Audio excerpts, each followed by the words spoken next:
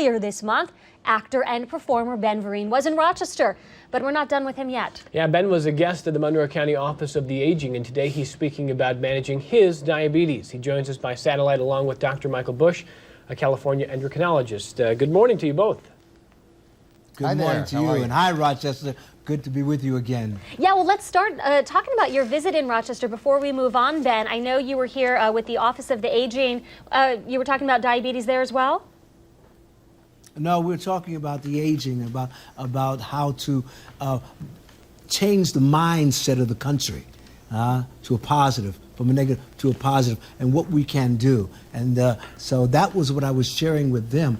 But this came upon me Christmas of last year when I was diagnosed with diabetes. So I'm new to the family, and I was told at that time I would have to be on insulin.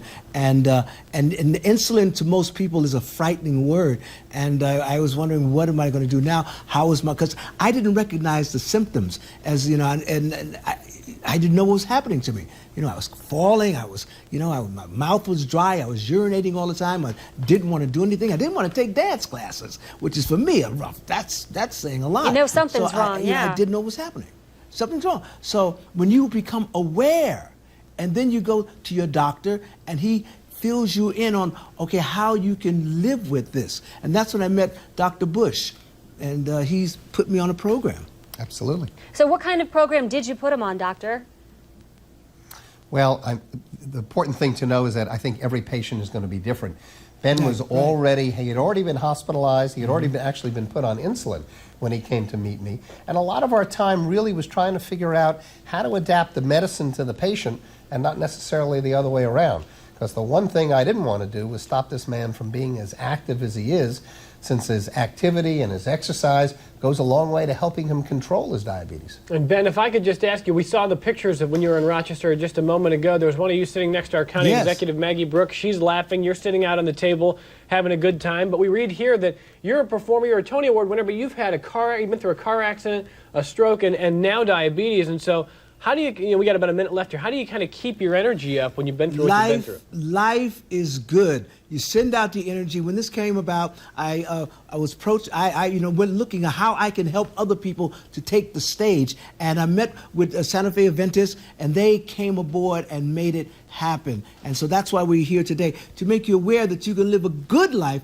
with diabetes. Don't believe all the falsities, I just made up a word, that's around with this so-called opportunity.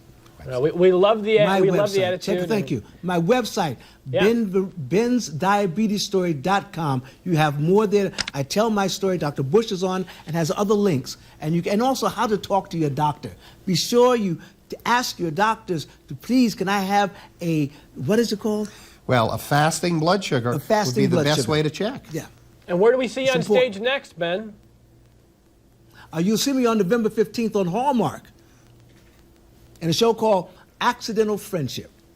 All right. Thanks so much for your time this morning. And many other things we don't have time to go into right now. But I'll be back in Rochester very soon. Okay. Well, we look forward to it. Ben and Dr. Bush, thank you very much for your time this morning. We had links on there. Don't you? Love his energy. Yes, I love that. I mean, all the things you've been through, it makes you realize whatever's dragging me down this morning is not bad at all. All right, we're coming back with your news headlines and the weather forecast. We will show you the radar because we are contractually obligated to do so.